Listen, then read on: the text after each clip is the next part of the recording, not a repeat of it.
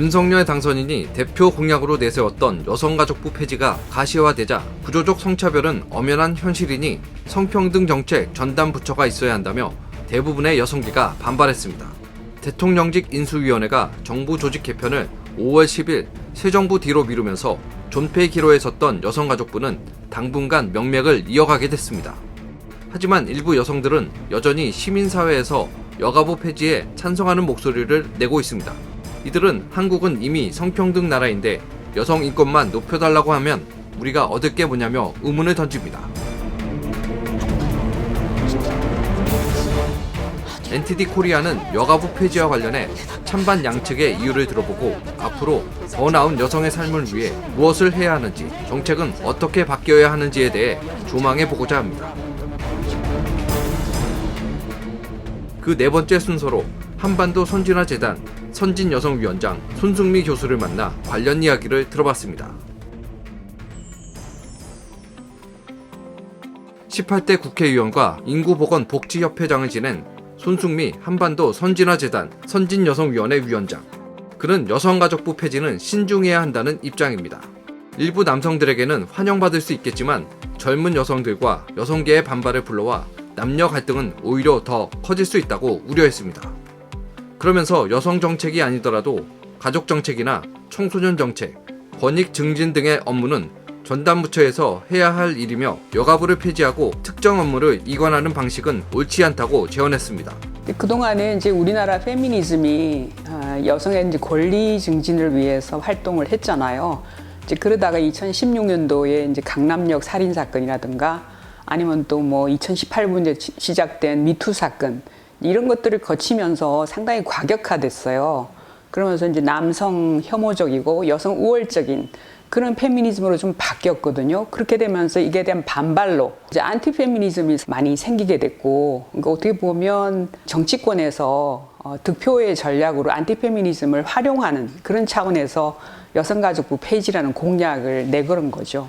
20, 30대 여성들은 여성가족부가 폐지되면 여성의 어떤 지위가 굉장히 앞으로 좀 추락하지 않을까, 그런 이런 그 두려움이 있어요. 그래서 민주당을 많이 이렇게 밀어줬거든요. 선거에서 여성들이 우리도 합심하는 거 보여주자, 오프라인에서 우리도 힘이 있다는 걸 보여주자, 그렇게 해서 집중적으로 그냥 민주당을 찬성표를 던졌잖아요. 어떻게 보면 민주당은 아주 그걸 뜻밖의 얻은 거예요. 저쪽에 대한 반작용으로 뜻밖의 이제 이렇게 표를 얻게 되니까 20, 30대의 여성들이 민주당의 텃밭이라고 생각하기 때문에 여성가족부 폐지가 쉽지는 않을 겁니다. 개명이나 뭐 확대 개편 뭐 이런 걸 통해서 아마 이제 살아남지 않을까 뭐 그런 생각은 갖고 있습니다. 뭐 혹자는 성범죄는 법무부로 보내고 뭐 양육은 복지부로 보내고 뭐 또 여성 노동자는 뭐 노동부로 보내고 이런 식으로 해서 이제 그냥 역할을 다 이관시키는 뭐 그런 것도 얘기하고 있는데, 그렇게 되면 이게 처벌하는 데 이렇게 역점을 두게 되거든요. 피해자를 이제 아우르면서 예방을 하는 이런 식의 그 정책은 하기가 힘들 거라고 봐요. 그리고 이제 이게 장관이 하든 이런 정책이 국이나 과에서 하게 되면 그게 뭐 힘이 있겠나. 어떻게 보면 굉장히 수동적으로 되고 굉장히 그 정책 자체가 미약해지는 거죠. 그래서 지금 이제 여성부에서는 성범죄 피해자들 이제 돕고 뭐 그런 거 다 하잖아요. 그리고 이제 경력 단절 여성들도 뭐 이렇게 트레이닝 시키고 뭐 직장에 연결시켜주는 뭐 그런 것도 다 하고 하기 때문에 아무래도 여성의 어떤 그런 지위 향상 그런데 이제 기여하는 것은 사실이에요. 손 위원장은 또 여가부를 폐지해선 안 되는 이유로 한국 사회의 구조적 성차별을 예로 들었습니다. 제도적인 측면에서 평등할진 모르지만 사회 분위기가 이를 따라가지 못한다는 겁니다. 우리나라가 이제 제도적으로는 굉장히 좋아졌어요. 획기적이었던 게 호주제가 폐지가 됐잖아요. 또 1991년도 그 민법이 개정이 되면서 딸과 아들 그 상관없이 아주 동률로 상속을 받는, 그게 또 굉장히 획기적인 거였어요. 그래서 어떻게 보면 그런 제도면으로서는 상당히 앞서 있는데 보이지 않는 이제 그런 차별은 아직도 상당히 이제 남아 있는 거죠. 예를 들어서 여성들은 이제 결혼하기 전에는 별로 그걸 못 느끼다가 이제 결혼을 딱 하고 나서 출산과 양육을 거치면서 굉장히 많은 벽에 부딪히는 거예요. 그러니까 이제 육아휴직 제도가 있어도 회사에 눈치 보여서 다 쓰지를 못하고, 또 아이가 아파서 뭐 빨리 이제 집에 가야 되는데 이제 그런 걸 잘 하지 못하고 이제 그런 걸 막 겪으면서 여성이 직장을 떠나는 경우가 많은 거예요. 그래서 예를 들어서 아이가 이제 굉장히 뭐 갑자기 아파서 지금 뭐 어린이집에서 데리고 가라, 열이 펄펄 난다, 그렇게 연락이 왔을 때 남자는 그거를 회사에 얘기를 할 수가 있겠는가? 그러니까 남자도 충분히 내 아이가 아파서 집에 나 가야 된다 이런 말을 부끄럽지 않게 얘기를 해야 되는 그 분위기가 안 되는 거예요. 결국은 아직도 집안의 어떤 보육이라든가 뭐 집안일은 여성 책임이다 하는 그런 게 이제 인식이 아직 많이 남아있기 때문에 주로 이제 그런 일이 일어났을 때 여자가 이제 그만두는 이제 그런 경우가 많다는 거죠. 그러다 보니까 여자가 이제 경력 단절 여성이 되고 또 이제 아기들 키워놓고 이제 다시 좀 취업을 해야 되겠다. 그래서 알아보면 굉장히 옛날 직장보다 못한 그 임시직이라든가 뭐 비정규직밖에 없잖아요. 그러다 보니까 이제 여성이 임금도 굉장히 낮아지고 남녀 임금 격차도 이제 뭐 OECD의 평균에 비해서 거의 2배나 벌어지는 이런 현상들이 일어나는 거예요. 그래서 어떻게 보면 제도는 상당히 앞서가는데 이 사회 인식이 그걸 못 따라가는 거예요.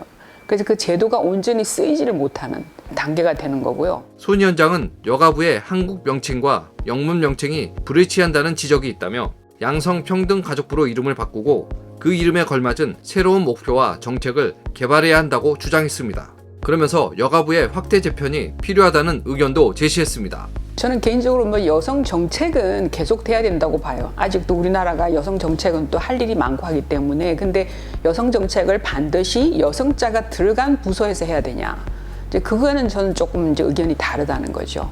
근데 처음부터 만들어질 때 보면 영문 이러면 Ministry of Gender Equality and Family로 돼 있어요. 그러니까 영문 이름 벌써 양성평등으로 들어가 있거든요.